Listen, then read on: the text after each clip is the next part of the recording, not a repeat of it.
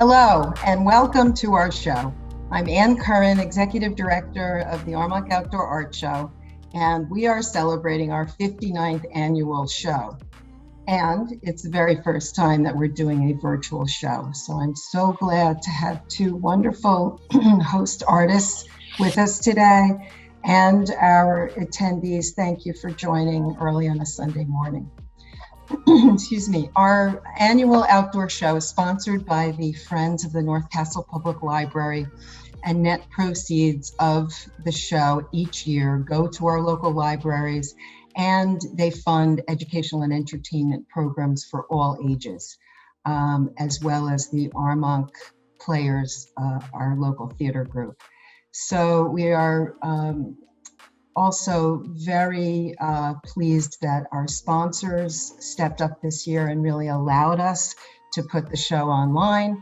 And in particular, I would like to acknowledge Douglas Elliman Real Estate in Armonk, who is making this particular segment possible, which is so appropriate because it's all about home and memories.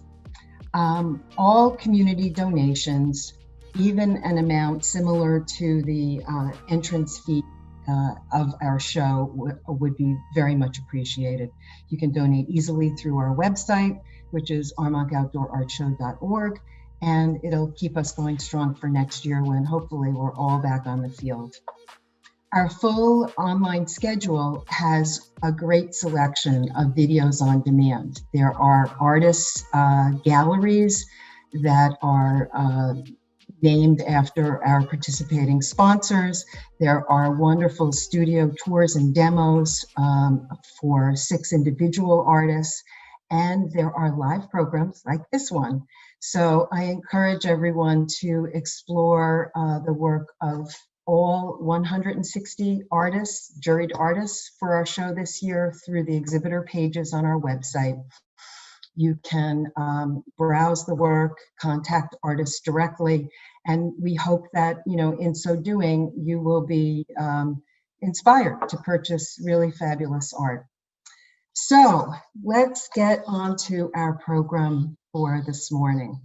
I'm going to tell you a little bit about our host artists. First is Natalya Khorover. And Natalya will show us how she creates portraits of homes and special places using memorabilia collected by the owner so that the artwork is personalized and it's very meaningful. Your unique ephemera, such as maps, deeds, postcards, old passport pages, and photos can be stitched into the portrait, or Natalya can use her trove of repurposed materials, and I know she has a trove.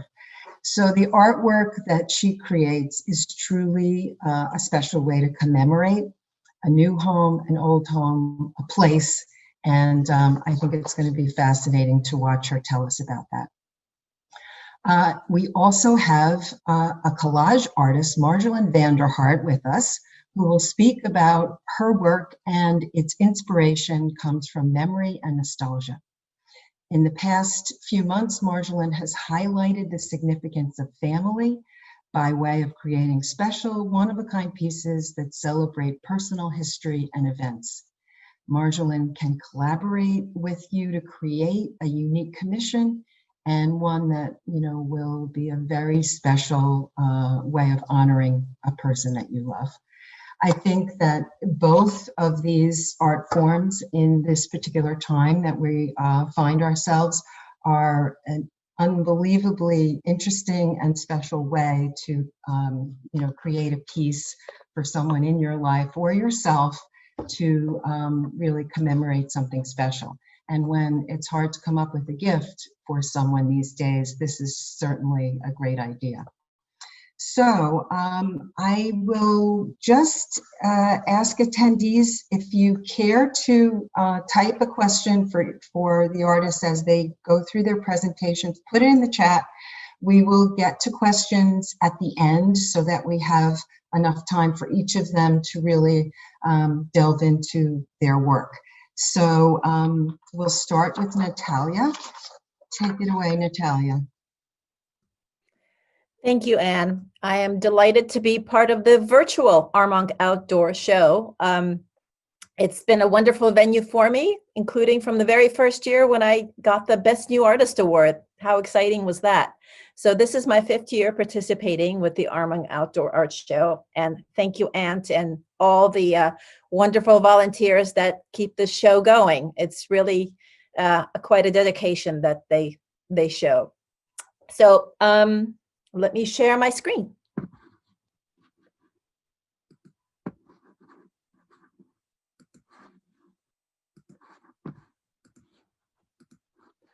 All right, so I'm an artist who is inspired by architecture and the idea of reclaiming and repurposing materials for my art. I stitch the artwork by hand and by machine to create intimate portraits of the world around us. And on that note, for the last few years, I have been creating commissioned portraits of homes and special places made from the ephemera collected by the client. So I'd like to take you through a few of these portraits to show exactly what I'm talking about. So this portrait, for instance, that I called Buckingham Road because it was on Buckingham Road, it started from this photograph, a passport page, a wedding veil, a music sheet, and a bit of upholstery and a child's wool jacket. And I used all those components to stitch together the portrait. So see, some of these are my process photos. The wool jacket turned out to be perfect for the roof. The sheet music was perfect for the sides of the house, including the passport page, and the upholstery fabrics were perfect for the background and to give the appearance of the bushes in front of the house. This portrait, on the other hand, was it was a celebration of a new home and a newborn baby girl. So they gave me the hat from the hospital, the birth announcements, sheet music from their wedding, and the lullabies that they sing to their daughter, and a birth tag and a onesie. So I used, excuse me. So I used the baby hat and hand stitched the grass on the baby hat. And I used sheet music for the background and for the side walls of the house, and I included the birth announcements right in the portrait. And the onesie was perfect for the foreground of the street and the driveway. This was a wedding gift. So the happy couple provided me with wedding cards that were given to them by their guests, some pieces of gift wrap, a wedding invitation. They were happy to let me use some of the lace from the wedding dress, and a speech that was, I believe, written by the maid of honor. So I printed out, since it was all paper, I printed out the speech in a beautiful font on some translucent paper, and I layered all the cards in the same color scheme and used the lace from the wedding dress to give it some more romantic flavor and stitched together this lovely home that they have here. This was a completely different home portrait. I was provided with an ancient deed, the original floor plans, a town map, and an illustration from 1899 when the home was constructed.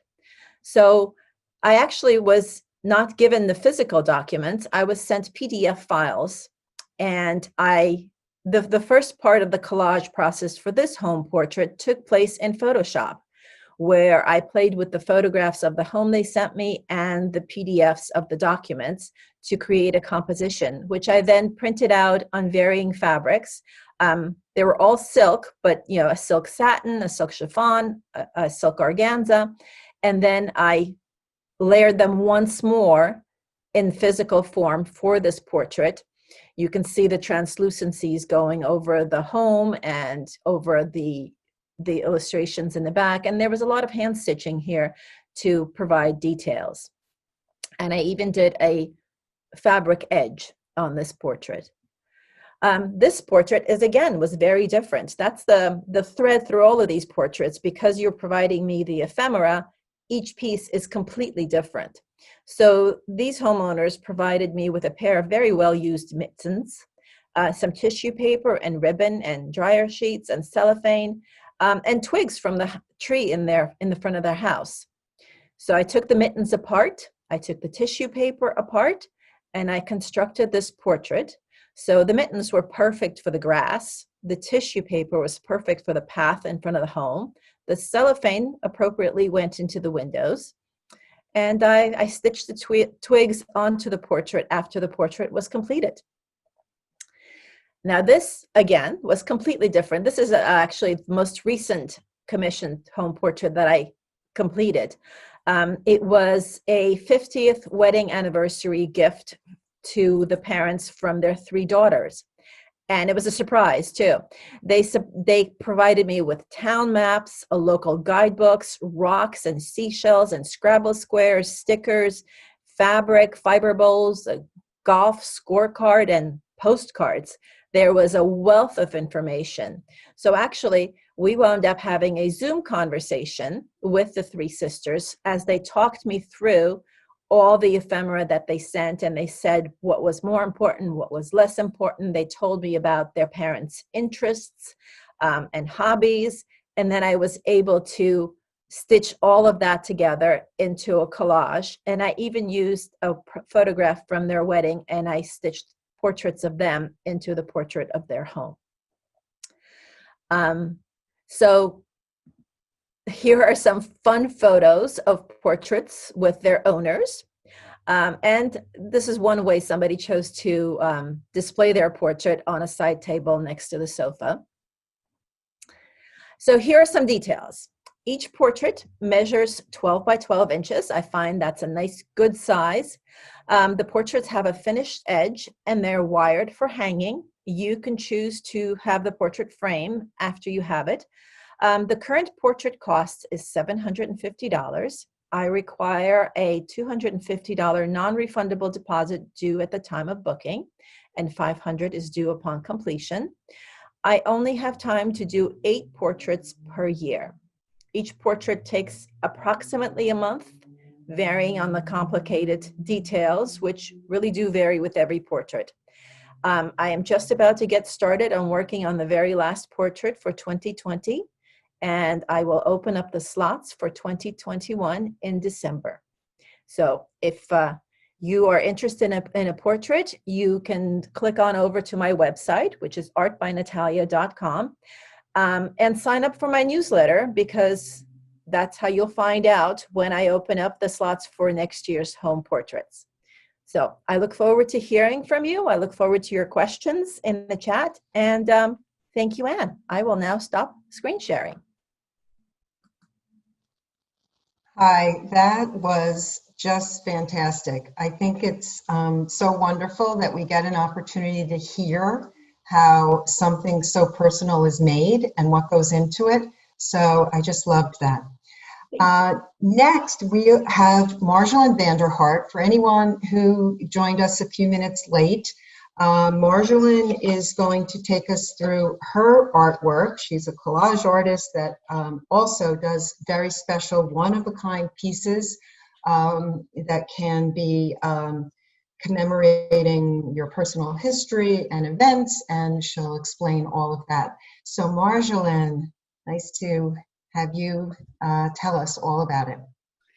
Well, thank you very much for inviting me to this incredible event. Actually, this is really a perk of COVID, where we can actually share a really behind the scenes process. Natalya's presentation was fantastic. I've loved her work for the last 2 years, but I had no idea how specific it was. It's really awesome. And I also, it's interesting how it pivots into my work. So I do collage that uses ephemera, and as well, like Natalya, but I'm a little bit more general. So I will share my screen and we can walk our way through that.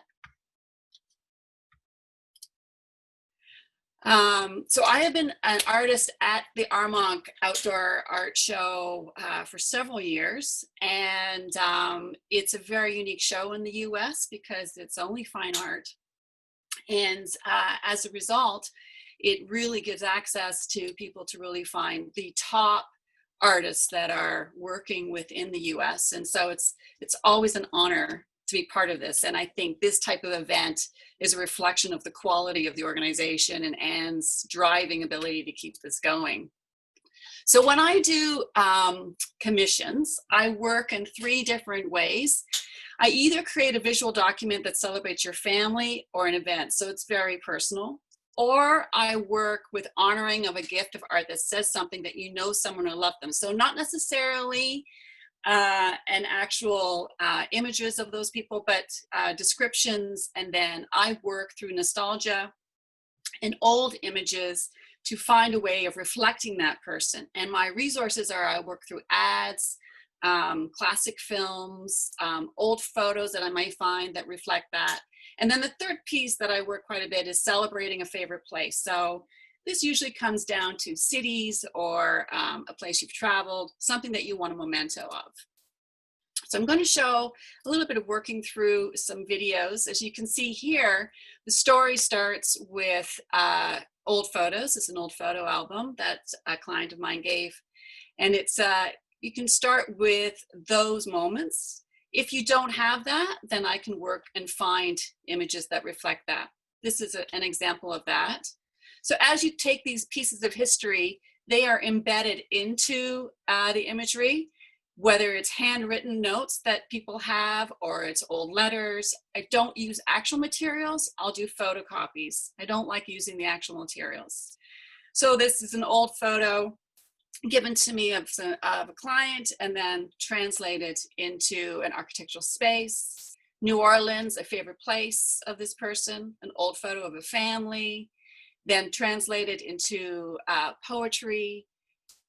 This client had a series of pieces with women who liked, there was a particular image of the women and their family, and so I took favorite phrases and that kind of thing and incorporated into there. So I'll go through it a little bit slower into the process. So basically, in a process, if you have a lot of photos and you feel that you want to work with that almost in a scrapbook effect, what I do is I do layering. And I'll do layering on the surface and then layer over that with tissue paper. So that suppresses the first images. It's all about embedding behind the scenes of what builds our history up just through incidental pieces. And it builds the story behind. And then the goal is to find the hook of what the actual anchor image is. So as they're blended in and the paint and the tissue paper work together, it just becomes almost a secondary piece of what you're looking at. It's not the end all. The final piece, in this piece that I'm showing you, I worked with a client who had gone on Ancestry.com and had done an incredible amount of research into their family back to the 1800s, had collected all this information. It was kind of the process of editing and trying to figure out what his story was. He wanted to have a piece that focused upon his mother. So found the anchor image, which was his mom pushing a stroller. To the right was his father. And then he had come up with a phrase, the goal of yesterday, and put that along the side, which I hand type and then in a typewriter and then do photo transfer. So I work in a different types of ways. I will either collage images on that are photocopies, or I will do photo transfers and gel transfers so that what's underneath comes under and comes through. So a second way of doing a commission with me is one where you don't really have the images. And you love to have something that celebrates that person, but it's more creating a theme of what that person is about, right? So you can collect pictures of childhood, so have some kind of visual. I usually ask people for, well, what is a favorite saying that they like to say? Like, what is a kind of a phrase that they constantly use? What kind of music do they like? Is it classical or is it more contemporary? And then any kind of handwritten stuff that they've gotten from those people, that would be awesome. And then I use duplicates of that. But really the key to this type of commission is a description of the person. And I will go through a little bit of history of what their life is or was, and what their desires or goals are, who they are, and what they do or what they want to do. So it's not necessarily for just older people who are have lived their lives and you want to celebrate that. It's for young people as well. And it gives a sense of who that person is, or what you want to give, or what you want that person to be. So in a commission I did here, there is, let's see if I can get this video going. This was celebrated a daughter who was about 21 years old, and she's she has all these interests of playing volleyball and dancing, and she loves old things. So there's a vintage kind of affinity from this young girl. And she was just finishing college. She had traveled quite a bit, and she loves to camp. So I was finding vintage images that relate to that, and then place that into the layers of the story. And then as we progressed, I learned to know a little bit more about her, that she likes to dance. And what this works is that I get the description, I find the images, and then I'll go back to you as a client and I'll say, okay, so these are the images that I have. Which ones do you think reflect who this person is? And then we will walk through that and go, okay, she'll say, well, I don't think this type of image is really her. Let's go into this way. So it's truly a collaboration. It's a way where I listen very clearly to what it is that you're trying to say, and then I give my ideas back. I don't necessarily do small little vignettes of it, although I can do that, especially if I'm doing a larger scale piece. But I do a constant communication on what the piece and how the piece progresses and what kind of emphasis you would like to take in that piece. So this is the final result of the daughter's piece. So you can see she's trained to be a medical doctor. Pathfinder is a text that I use that's inspirational, and it's from a fireworks in the 1950s. You can see the camper, wake up and live. So it's an inspirational piece for a 21-year-old who's about to launch in her life, and her mom wanted her to really push her and say, yeah, you're good, let's go, right? So it's a little bit of a different kind of space. So in this way, you can see there's no, even if you don't have pictures or you have no kind of type of materials, I can work with that, and I can find that and interpret it through nostalgia and vintage images, which is what all my work is about. It's about creating a modern, contemporary view of who we are today by using old images. So another way is to celebrate, this is similar to Natalya, it's celebrating where you live or where you come from. I've just recently worked with clients for that as far as San Antonio. I had a client in San Antonio. So he actually had an old vintage image on the left of San Antonio, which I then translated into a painting about San Antonio with vintage flowers from vintage wallpapers, which I have a huge stockpile of. So this is this effervescent kind of series. This is a series that I've worked with in New York and Chicago. And so there's different ways of creating pieces that maybe you're moving away from someplace, or maybe you like to travel and you want to celebrate that space. So as I mentioned, everything is collaborative. So I give you a written piece of what I think the images are. We talk a lot about going back and forth. I talk about color palette. If you want something for a family member and you know that their colors are in blues, then I'll work a little bit with those tones. We will, once the image is completed, I'll send a JPEG, and clients can adjust and advise 2 times. So I'll give that when we go back and forth as far as that's concerned. I'd like a 20% deposit that's non-refundable. If you don't like the piece, that amount can then be credited to any other piece that's on my online store. And then the cost of this, generally, it really is dependent upon the size. So as the size gets bigger, of course, it goes larger. So it can range from $500-600 for a small 6x6. I'll give you a small, if you look here, this is a 6x6 to the pieces that are behind me that are about 36 square or larger. So it really depends on the size as far as commission costs. Here's some contact. You can find me on Instagram at Memory Art Girl or on Facebook as Memory Art Girl, and you can email me at marjolyn@marjolyn.com. So yeah, I'll stop sharing and we will go on. If there's any questions, we can work with that. Okay, great. That was fascinating, really fascinating. I mean, I've loved your collages for years, but to see how you build them to be very personal is fascinating. So we have lots of comments, lots of great comments, which later both Natalya and Marjolyn, you'll enjoy reading. I'm not going to read them, but I do want to get to some questions.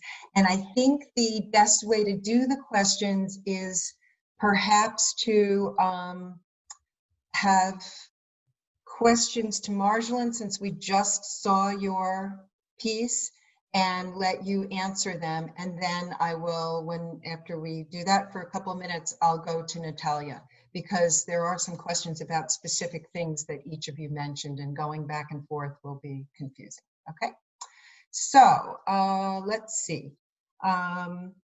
Marjolyn, I have a question. Someone actually just asked, is this webinar available after? And yes, we are recording it, so we will be putting it up. And when those links are live, I will send out an e-blast. And actually, you all will get a follow-up email, which will include the artist contact information. Okay, so let's see. Marjolyn, here's a question. How do you do gel transfers? So gel transfer is a photocopy that I cover the surface of the painting or the collage with gel medium, which is a thick gel medium. I cover the surface of the print on the print side, and I glue them together. So once that's dry, then I remove the paper through water and scrubbing, and then the ink of the print has gone onto the surface of the collage. It's a very low-tech process. It's also a little bit unpredictable because sometimes it doesn't work. So in the piece, this piece here, which is a commission based upon for a woman, she's turning 80 and she had triplets. She has the phrase, she always says, it'll be okay, pal. You can only see it reverse here. But what happens is I do a photocopy, cover that in gel, glue that on, and then the ink is left of the text. The reason I do that is so that the under layers come through. So there's more of a transparency. That's part of the thing of memory, right? So memory is all about this transparency, this kind of sense it's there, it's ephemeral, it's not there. And so what I want to do is this kind of sense of, well, it's not all layering one on top of the other. Great. This could be a follow-up question. What product do you use to apply the photocopy or the pictures and tissues? Whatever's cheapest in the art supply store. Okay. You don't need expensive stuff to do that. You just need cheap stuff. Just gel medium. Right. Okay. So it should be said, if you subscribe to my email list and you follow me on Facebook or Instagram, I do Facebook Lives of this process of gel transfers. So if you follow me, I will be doing one in the next week or so, because I have a new series of pieces called The Good Parts of Life, which are behind me. And that series of pieces is now available on my website till October 12th. And part of that, over the next week, I'll be doing a gel transfer workshop on a Facebook Live event. So I encourage you to do that, to sign up or find me on Facebook, and you can join me in a workshop. Great. Marjolyn, a couple of more. And if you feel like you addressed this already, then maybe just do it briefly, a brief kind of repeat. What materials do you need when you do a commission, and how would this person send materials to you? So I just work with JPEGs. I don't work with any original materials. I don't feel comfortable with doing that. So even if they're handwritten notes, just send me a photograph. Really easy. Just take a picture with your phone, send it to me, and then I'll rework it on Photoshop, enlarge it, photo transfer it, a different process. I don't want people's materials because they're precious to those people. And this is about a document of that. So really what I need are just an idea. Just, describe the person, and we can go down the path of, well, do you have a photo? If you don't have a photo, that's fine. Let's talk about who this person is and music, and do they like books? And like the one I show here is, she's British. So there's the Union Jack. So there's the Yorkshire Rose of Yorkshire. She was a nurse. So there's a nurse on there. So these are pieces that I pick up just based upon the description of the person. Great, that's very helpful because that touched on a couple of other questions. One was, how would I get started, and how much input would I have? So you have, it's a collaboration, and it's a real conversation about a person. So so I did a series, I did 3 pieces for a woman who wanted to do for her 3 sisters. And she described to me each sister. Now it's complex, right? Because I'm talking about people's lives, and I'm trying to I get into people's lives. I kind of say, okay, so she was married for this period of time, went through a bad divorce, has 2 older kids. What does she do? She is a hygienist. Okay, so then we talk about that. And then we talk about her house and what does she have a favorite saying? Does she what is, or is she a strong person? Right, that kind of thing. So it's all part of that, as that's part of all the process. Great. Then another question is, can I see other commissions that you've done? So yeah, for sure. I'll those. Okay. Yeah, I'll send them images. Yeah, so it gives you ideas, and that's a great way to start. So I'll say to people, go on my website, tell me what paintings you'd like that I do. So I know a little bit about palette, I know a little about process, and then I'll send them some ideas of other things that I've done. So there's a whole range of way of sourcing that. Great, great. Okay, let me just chat. Okay, I think this is the last one for you, Marjolyn. Is it possible to commission a different size of a piece based on one that I see on your website? Yeah, absolutely. Everything can be adapted, and we can enlarge it. Of course, everything changes with scale, and going bigger is always better. So. Right. Yeah. Okay. So I think that one was about a non-personal commission piece, right? Oh, That it was can be about personal something as well, that was, for sure. I have done pieces where they've taken a piece that they like in my site, or like, for instance, the one pieces behind me, the girls water skiing, is actually a commission for a film festival. And it was an image that they had seen, and then they put their own input into part of it. So that this was the anchor piece, and then I used some of their own images to put part of it. So it kind of, they had some kind of expectation of what the piece was, and then it became more personal. So there's a spin that way as well. Great. Okay, I think that's it. Thank you so much. I know I learned a lot, and I can tell by the comments in the chat that everyone seemed to really enjoy it. We're going to go back to Natalya, and Natalya, let's see, let me just get it. Okay, here you are. Natalya, you need to, okay, there we go. So we have a few questions.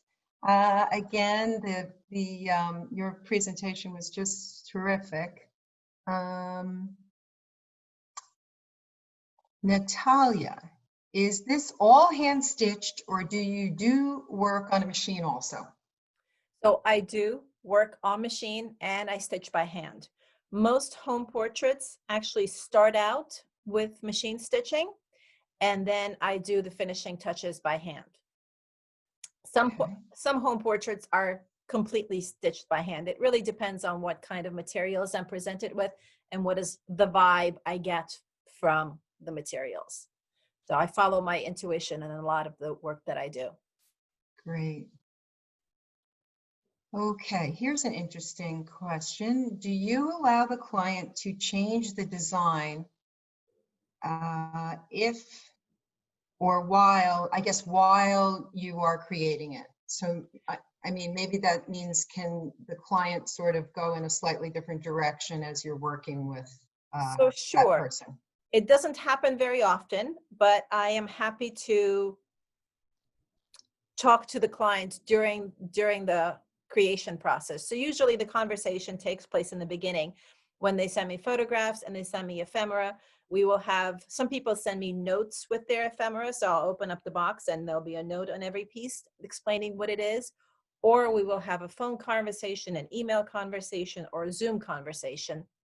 And I'll start laying out the design, and I usually share pictures of that on Instagram. So the client is welcome, if they're fine with me sharing the process on Instagram, then they can comment right on Instagram about the process. Or I'll share it privately with them as I start working, and then they can comment and say whether they're liking the direction that I'm going in, or maybe they have a problem with something I've chosen. It doesn't usually happen because I already have a conversation ahead of time where they prioritize things for me. So, but yes, I'm always happy to have a back and forth. Okay. And in the examples that you showed, it all started with a photo or some image of a home, Yes. right? So, yeah. Right. Okay. So home or building. Right. Okay. Is there a stiff backing to each portrait? Yes. So when I'm working on the portrait, here's, I have a piece in progress here. I use a stiff interfacing that is just comfortable to stitch on, and everything adheres to it very well. And then once I'm done stitching it, I put it onto a canvas. So it's just a regular canvas, and I paint the edge so that you don't notice that the work is glued onto the canvas. And sometimes, because it's canvas, I can actually stitch through even more. So the twigs that you saw in a portrait ahead, so I finished stitching the whole piece, then I adhered it to the canvas, and then once it was all glued and the edge was finished, that's when I stitched the twigs onto the portrait, because it needs to be attached as the last part, and because it's canvas, I can stitch right through it. Great. Let's see. Do you transfer any paper items onto the fabric? So I do that essentially in my computer.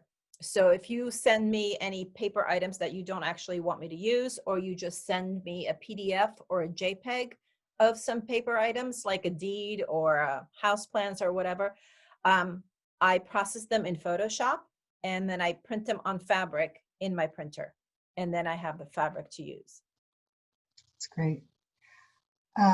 Okay, I'd love to hear more about the construction techniques used by Natalya.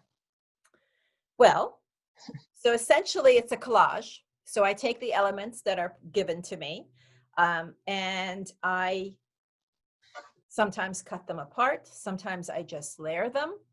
Sometimes I just use a small portion of something, because a 12 by 12, this is a 12 by 12, it's a fairly small piece, so I can't fit everything that is sent to me usually into it. That's why I have a Zoom conversation to tell me which pieces are even more important. I try to fit in as much as possible, but sometimes it's not as aesthetically pleasing as using less pieces. So sometimes simpler is better depending on what has been sent to me. So I collage the items first, and I use the stiff interfacing as my backing. Then I usually use the sewing machine to kind of put everything into, adhere everything into place so it doesn't shift on me.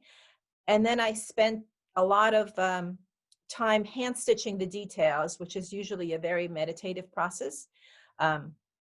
So I decide as I'm hand stitching which pieces I'm emphasizing, which details I'm making more important So that is essentially the process. And then when I'm finished, it gets glued onto the canvas. I trim the edges and I paint the edges and I wire it for hanging. Great. Okay, a couple of questions about the ephemera. How do I sift through all the ephemera that I have to give to you? And do we chat about each piece? Now, you addressed this a little bit, so yeah. So everyone is different, which is the beauty of these commissioned pieces, is that everyone has completely different ideas of what is important to them or important to the people for whom this perhaps is a gift. So if you can't make up your mind, you're welcome to send me everything that you think might be appropriate. Whatever I don't use gets sent right back to you. So it doesn't go in the trash or anything like that. No worries. And if you don't want me to actually cut up whatever that you're sending to me, like I said, you can either send me a JPEG of it, a picture of it, or I can scan it in myself and create a copy of it. So really it's, yes, we have a Zoom conversation or a phone conversation, and you can tell me what you sent, and you can tell me about, if it's a gift for someone, you can tell me what their interests are, and I'm able to fine tune whatever you've sent to me. Great. I'm thinking about the woolen jacket. Was a jacket, right, that you Yes. cut up?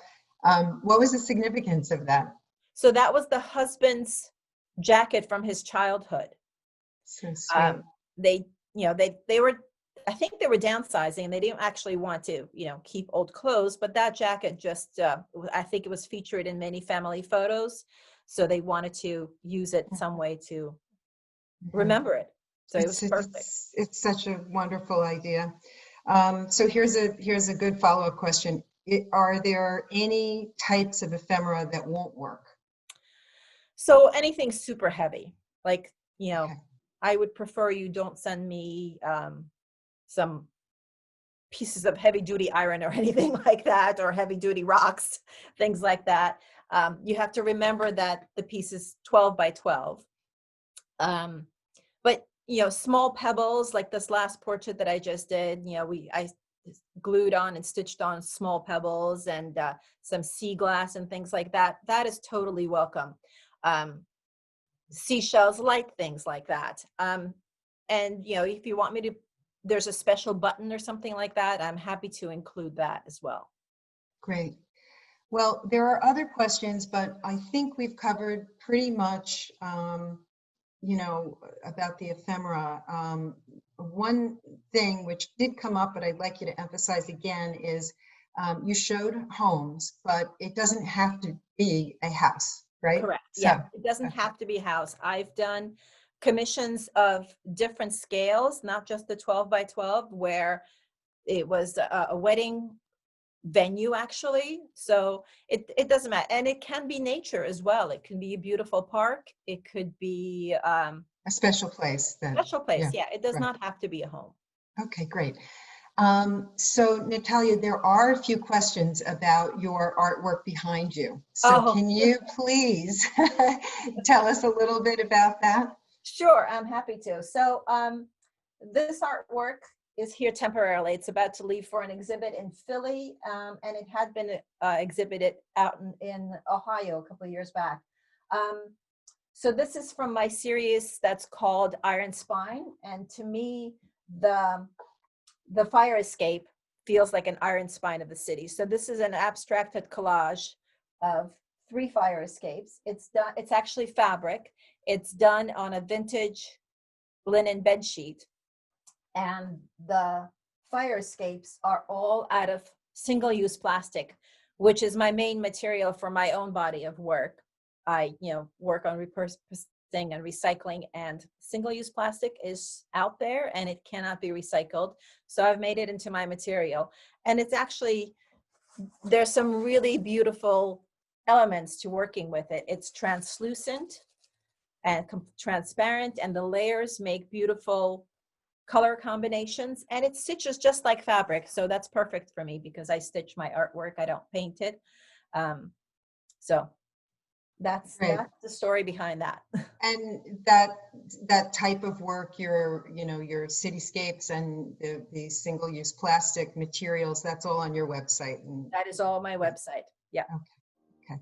Well, we've gone 45 minutes. I think it was just so wonderful. Both of your presentations were fantastic.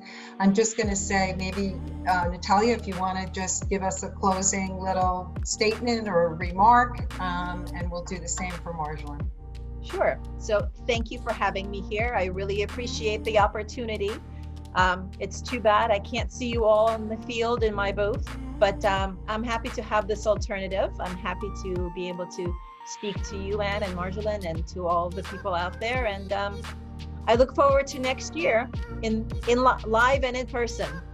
Thank you for this opportunity. My website is artbynatalya.com, Natalya with a Y, and all the information is on there. Thank you. Thank you. Thanks, Natalya. Marjolyn. Yeah, no, this has been an awesome experience. And I think that, as I said at the beginning, it's a gift that we just don't realize that we have as we sit in what we're dealing with. And so, yeah, I look forward to next year. And I think that this keeps us relevant. It keeps us in front. And I strongly urge everyone to support artists and buy from artists, because if you don't, we will not have any culture left for next year. So don't think we're all just going to sit here and not get another job. So it's just don't, life without art and life without dance and music is an empty life. So go and find your artists and support them. So thank you, Anne. It's lovely. You're here. Thank you to both of you. It was wonderful. I know I loved it, and I can tell by the comments many other people did too. So thanks so much for participating, preparing. Love your work, and stay well. Be well. Thank you. Thank you. Bye-bye. Bye.